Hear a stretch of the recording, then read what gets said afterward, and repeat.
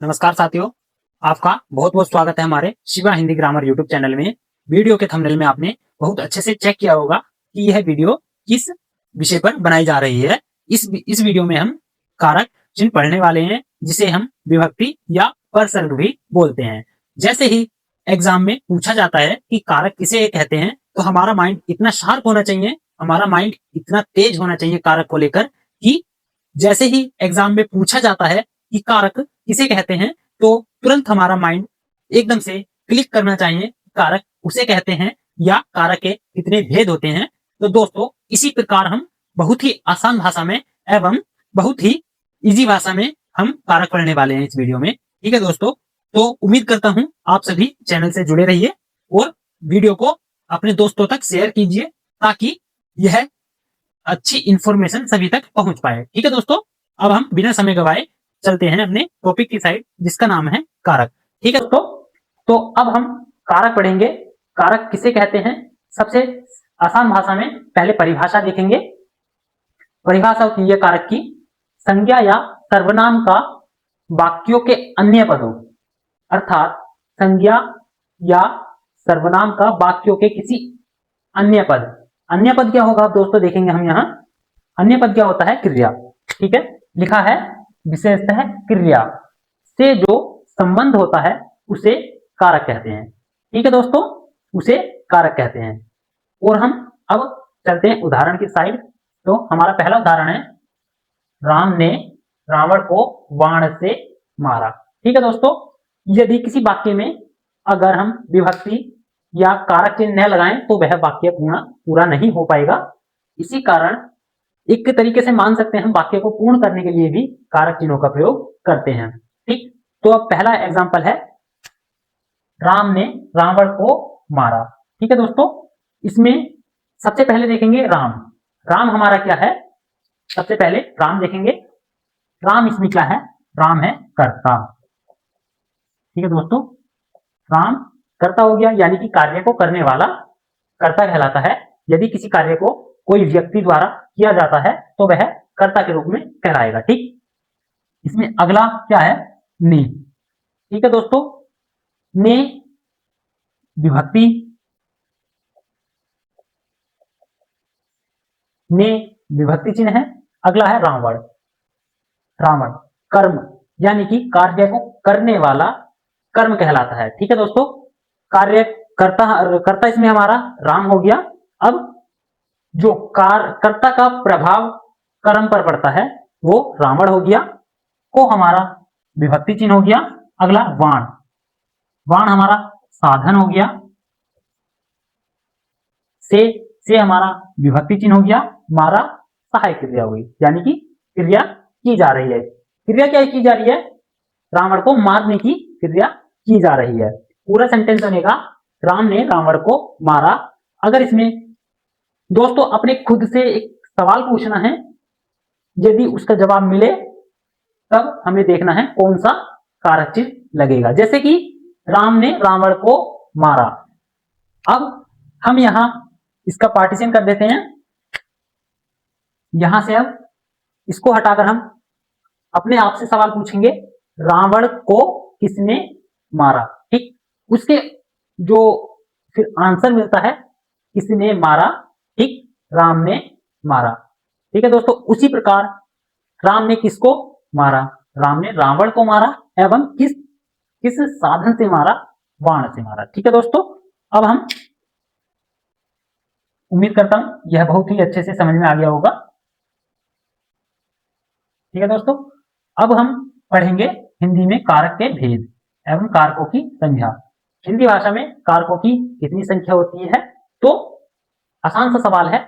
यदि एग्जाम में पूछा जाता है कि कारकों की कुल संख्या कितनी होती है, तो एकदम से हमारा माइंड क्लिक करना चाहिए कि कारकों की संख्या 8 होती है।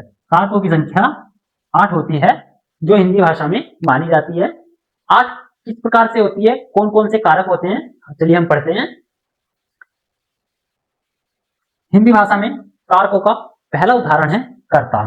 ठीक दोस्तों, कर्ता पहले क्या होता है दोस्तों, हम जो कारक पढ़ते हैं किस टाइप से पढ़ते हैं, कर्ता ने कर्म को करण से संप्रदान के लिए आपादान से संबंध काकी के अधिकरण में पर ऊपर संबोधन हे अरे ओ, इस टाइप से पढ़ते हैं। ठीक है दोस्तों, इसमें हम कुछ और नया ऐड कर रहे हैं, ऐड नहीं कर रहे लेकिन होता ही है, जो हम बहुत ही डीपली पढ़ेंगे, विस्तार से पढ़ेंगे, ताकि एक ही वीडियो में आपको अच्छे से समझ में आ पाए। ठीक है दोस्तों, जैसे कि अब कर्ता ने, हमने अभी तक ये पढ़ा, नहीं पढ़ा, कर्ता ने कर्म को करण से संप्रदान के लिए। ठीक दोस्तों, अब आपने एक चीज नोटिस की होगी कि ये शून्य शून्य क्यों लगा है। दोस्तों कभी कभी क्या होता है, वाक्य में विभक्ति का लोप कर दिया जाता है तो उसके स्थान पर शून्य हो जाता है। विभक्ति तो उसमें होगी किंतु कर्ता या कर्म के साथ जुड़ी होगी, इसलिए हम उसको अलग से न देखकर उसको शून्य मानकर वाक्य को पूरा करते हैं। ठीक है दोस्तों, तो अगला क्या होगा, कर्ता ने कर्म को करण से, इसमें के द्वारा भी आ सकता है या विभक्ति लोप भी हो सकती है। ठीक, करण में ये तो इसका विभक्ति चिन्ह है, लेकिन इसमें के द्वारा भी लग सकता है, शून्य भी हो सकता है। आगे हम विस्तार से पढ़ेंगे तो उसमें सब कुछ देखेंगे। अगला है आपादान। आपादान से क्या अर्थ है, पृथक होना, यानी कि कोई भी वस्तु अपने मूल स्थान से अलग हो रही होगी तो उसमें पृथक होने के लिए से का प्रयोग किया जाता है। अगला संबंध, किसी व्यक्ति विशेष में संबंध को दर्शाता है, संबंधवाचक, जैसे कि का, की, का, रारी, रे।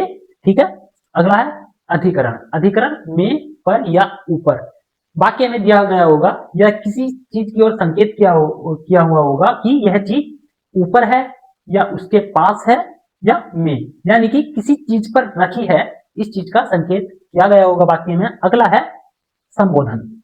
संबोधन अब पुकारना भी हो सकता है, शोक भी हो सकता है, और फिलहाल तो दोस्तों संबोधन जब भी किया गया होगा उसके वाक्य के पास में या कारक चिन्ह के पास में एक संबोधन चिन्ह बना दिया गया होगा।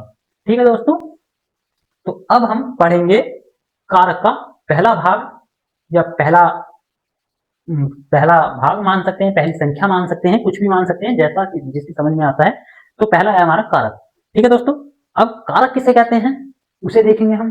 ठीक, कारक अर्थात कार्य को करने वाला कारक कहलाता है। ठीक है, परिभाषा देखेंगे, जिसके द्वारा कार्य किया जाता है, अर्थात क्रिया को संपन्न करने वाले को कर्ता कहते हैं। ठीक, बहुत ही आसान भाषा में बोल दिया गया है कि कार्य को पूरा करने, कार्य को संपन्न यानी कि स्टार्टिंग या शुरू, कार्य को शुरू करने वाले को कर्ता कहते हैं। ठीक, अब दोस्तों आपने एक चीज नोटिस की होगी, यहां नोट लिखा है। ठीक, नोट। अब इसका अर्थ क्या होता है, मैंने ऊपर भी बताया था, जहां शून्य का स्थान होता है वहां विभक्ति लोप हो जाती है। ठीक, अब देखेंगे कर्ता में भी शून्य लगाया हुआ है। ठीक, तो किस प्रकार से शून्य यहां काम करेगा। कर्ता विभक्ति में शून्य का अर्थ है विभक्ति का लोप होना। ठीक है दोस्तों, कर्ता में शून्य का अर्थ है विभक्ति का लोप होना, अर्थात लोप विभक्ति को, से, द्वारा या के द्वारा आदि कारक भी आ सकते हैं, किंतु इसकी कंडीशन है, को, से, द्वारा, के द्वारा भी आ सकते हैं, किंतु कंडीशन आ गई ना, किंतु वह कर्ता के साथ जुड़े होंगे। दोस्तों मैंने ऊपर भी बताया था, कर्ता या कर्म के साथ जुड़े होंगे। अब हम कर्ता पढ़ रहे हैं तो विभक्ति कर्ता से जुड़ी होगी। अगर को, से, द्वारा या के द्वारा आता है और विभक्ति शून्य होती है तो वह कर्ता के साथ अवश्य जुड़ी होगी। ठीक है दोस्तों, अब हम बहुत ही आसान भाषा में एग्जाम्पल से समझते हैं। ठीक है दोस्तों, तो पहला एग्जाम्पल देखेंगे बहुत ही आसान भाषा में। पहला एग्जाम्पल है, राम ने श्याम को पीटा। ठीक है दोस्तों, देखेंगे राम ने श्याम को पीटा। अब राम ने श्याम को पीटा, देखेंगे इसमें कौन सा विभक्ति चिन्ह लगा है। तो पहले हमने कर्ता में क्या लगाया है, ने। तो बहुत ही आसान भाषा में देख लेंगे, विभक्ति इसमें ने लगी है, ने का प्रयोग किया गया है। ने क्या है, कारक चिन्ह। ये क्या हुआ, हमारा कारक चिन्ह हुआ। ठीक है दोस्तों, हमें तो यह आसान था, बहुत अच्छे से समझ में आ गया कि ने हमारा कारक चिन्ह है। ठीक है, उसी प्रकार अगला देखेंगे, श्याम को कल जयपुर जाना है। देखेंगे अगला, श्याम को कल जयपुर जाना है। अब हम देखेंगे इसमें ने नहीं है दोस्तों, इस वाले एग्जाम्पल में ने नहीं है, तो हम कैसे पहचानेंगे कि यह कर्ता कारक है।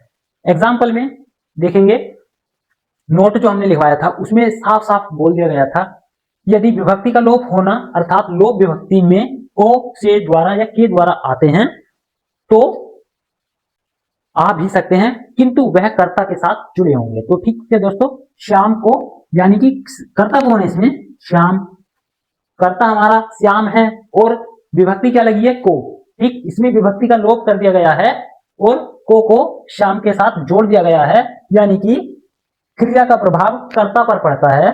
तो कल शाम को कल जयपुर जाना है। जयपुर किसे जाना है, श्याम को जाना है।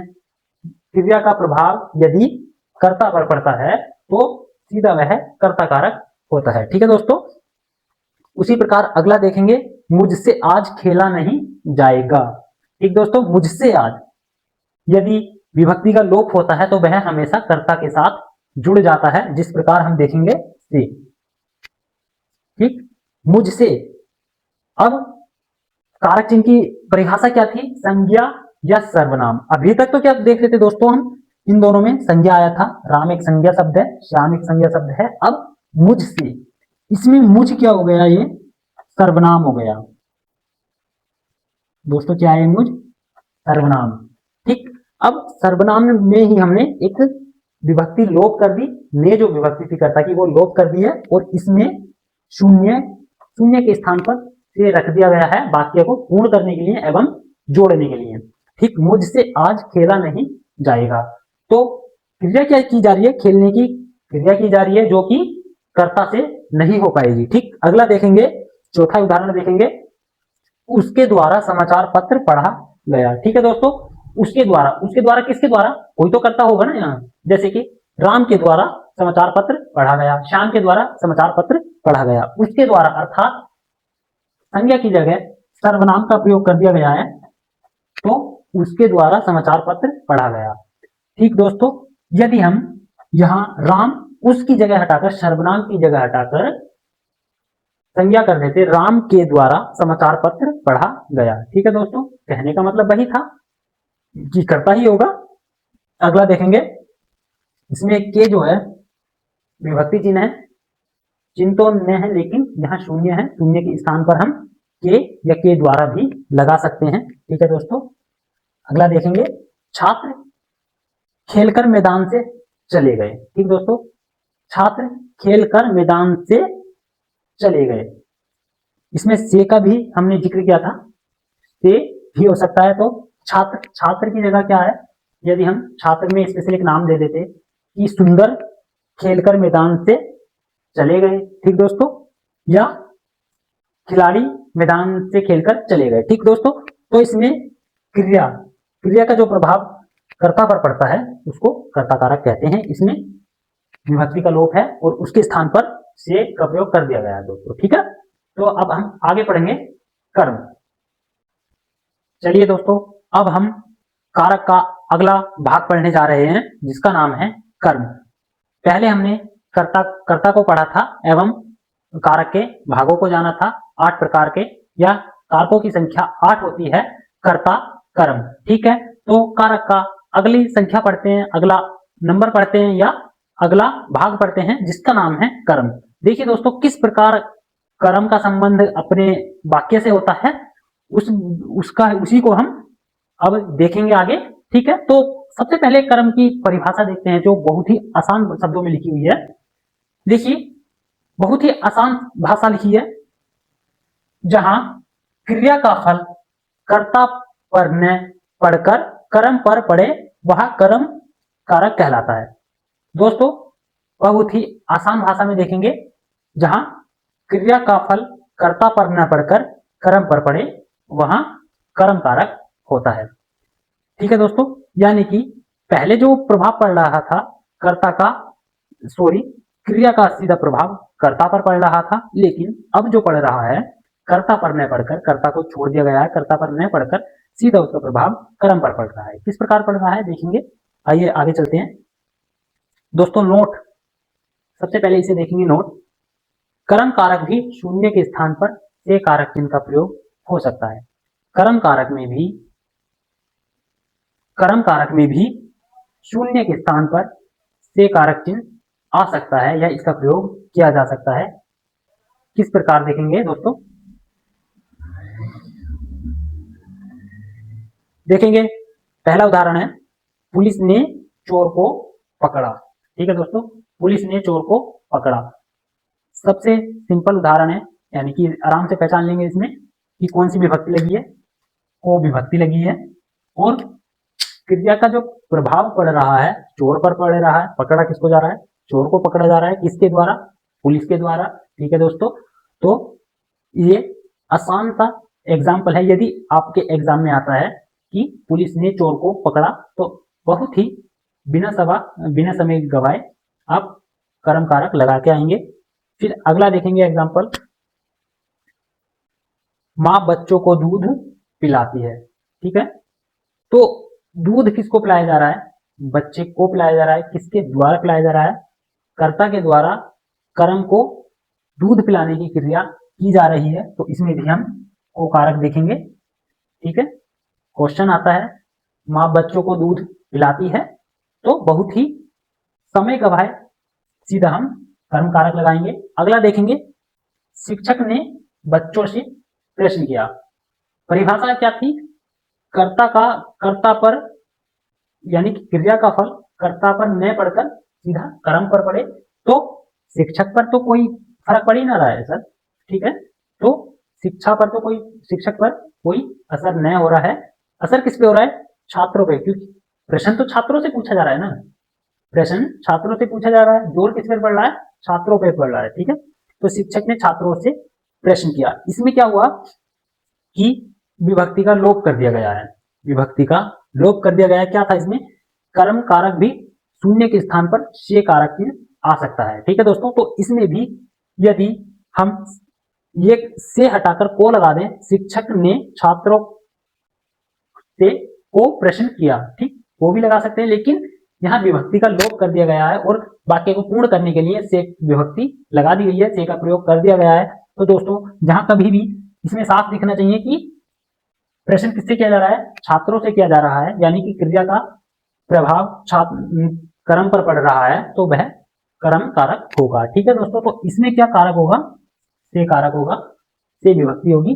अगला पढ़ेंगे, राम सीता से प्रेम करते थे। ठीक है दोस्तों, तो राम जी प्रेम किससे करते थे, कर्म से। ठीक, कर्म कौन है इसमें, सीता। यदि इसमें भी विभक्ति का लोप कर दिया गया है और को के स्थान पर से का प्रयोग कर दिया गया है, यानी को के स्थान पर से लगा दिया गया है, तो दोस्तों अर्थ वही रहेगा, लेकिन क्रिया का जो प्रभाव पड़ेगा वो कर्म पर पड़ेगा। जैसे कि इस वाक्य में देखेंगे, राम सीता से प्रेम करते थे, तो प्रेम किससे किया जा रहा है, सीता से किया जा रहा है, और सीता क्या है, हमारा कर्म है। ठीक, क्रिया क्या की जा रही है, प्रेम करने का कार्य किया जा रहा है, तो जोड़ने का काम कर रहा है से, इसीलिए यह कर्म कारक होगा। ठीक है दोस्तों, अब हम कारक का तीसरा भाग देखेंगे, करण कारक। ठीक है दोस्तों, पहला हमने कर्ता पढ़ा, दूसरा कर्म पढ़ा, अगला पढ़ेंगे करण। इसका जो साइन होता है से होता है, इसका कारक चिन्ह से होता है। हमने ऊपर भी दो में से पढ़ा, लेकिन उनकी कुछ कंडीशन थी। ठीक है, तो इसमें जो डायरेक्ट पढ़ेंगे हम से पढ़ेंगे, कर्ता ने कर्म को करण से। ठीक, लेकिन इसमें जो ये से प्रयोग होगा दोस्तों, इसमें जो से प्रयोग होगा, इसके साथ एक साधन का प्रयोग किया जाएगा, यानी कि निर्जीव वस्तु का प्रयोग किया जाएगा। ठीक है दोस्तों, कर्ता ने कर्म को करण से। ठीक दोस्तों, जैसे कि कोई चीज हम, सीता ने चाकू से फल काटा। ठीक है दोस्तों, तो इसमें चाकू क्या आ गया, निर्जीव आ गया, साधन आ गया। ठीक, तो उसी प्रकार देखेंगे, पहले इसकी परिभाषा देखते हैं। जहां पर कोई क्रिया साधन से संपन्न हो, वहां पर करण कारक होता है। बहुत ही आसान भाषा में बोल दिया गया है, जहां कोई कार्य साधन द्वारा किया जाता है, यानी कि कर्ता कोई भी कार्य को साधन के द्वारा करता है, तो वहां पर करण कारक चिन्ह होता है। ठीक, इसमें भी नोट है दोस्तों, इसमें भी वही कंडीशन अप्लाई की जाएगी, कारण कर्ता से शून्य के स्थान पर से का प्रयोग हो सकता है, अर्थात इसमें निर्जीव वस्तुएं ही आती हैं। यदि दोस्तों अगर इसमें से का प्रयोग किया जाएगा, से का तो किया जाता है, लेकिन इसमें कर्म न होकर निर्जीव वस्तु का प्रयोग किया जाएगा। जहां भी निर्जीव वस्तु या साधन का प्रयोग किया जाता है उसमें कर्ण कारक चिन्ह होता है। देखेंगे कैसे, एग्जाम्पल देखेंगे। ललिता चाकू से फल काटती है, ठीक है, तो यानी कि कर्ता जो क्रिया कर रहा है वो फल काटने की कर रहा है, और जिसके द्वारा की जाती है, किसके द्वारा किया जा रहा है, चाकू के द्वारा किया जा रहा है। चाकू क्या है, इसमें निर्जीव वस्तु है। चाकू क्या है, निर्जीव वस्तु। दोस्तों चाकू क्या है, निर्जीव वस्तु है, ठीक है। इसके द्वारा फल काटा जा रहा है, तो किसके द्वारा काटा जा रहा है, चाकू द्वारा। हम अपने आप से क्वेश्चन करेंगे कि किसके द्वारा फल काटा जा रहा है। आंसर में जो मिले, जैसे चाकू द्वारा फल काटा जा रहा है, तो वह हमारा साधन होगा, ठीक। और यह साधन किस में आएगा, करण कारक चिन्ह में आएगा। अगला देखेंगे, मोहन लाठी से सांप को मारता है। किससे मारता है, लाठी से मारता है, और किसे मारता है, सांप को मारता है दोस्तों, ठीक है। इसमें क्या है, लाठी साधन हो गया, निर्जीव वस्तु हो गई, ठीक है दोस्तों। इसमें से, ठीक। अगला देखेंगे, आज भी लाखों लोग देश में भूखे मर रहे हैं, ठीक।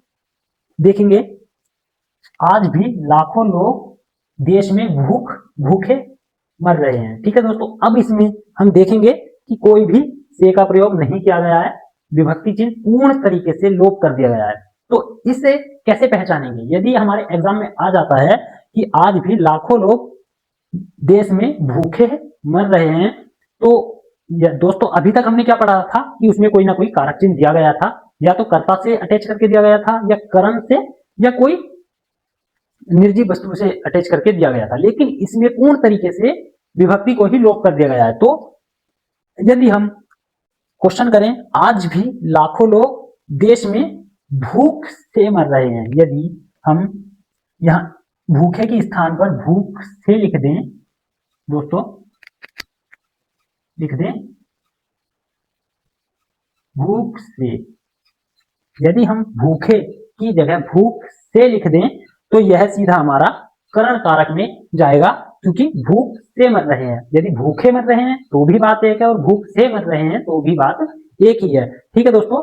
तो यदि अगर आपके एग्जाम में इस प्रकार का कोई क्वेश्चन आता है, सीधा हम पहले उसको देखेंगे, तोड़कर देखेंगे, आज भी लाखों लोग किससे मर रहे हैं, भूख से मर रहे हैं। भूखे मर रहे हैं या भूख से मर रहे हैं, बात एक ही है दोस्तों, ठीक है। अगला देखेंगे, पहलवान ने अपने दो बेटों को अपने हाथों द्वारा दफनाया, ठीक है दोस्तों। इसमें भी हम देखेंगे कोई भी से का प्रयोग न किया गया, करण का प्रयोग न किया गया है, यानी कि पूरी विभक्ति को ही लोप कर दिया गया है।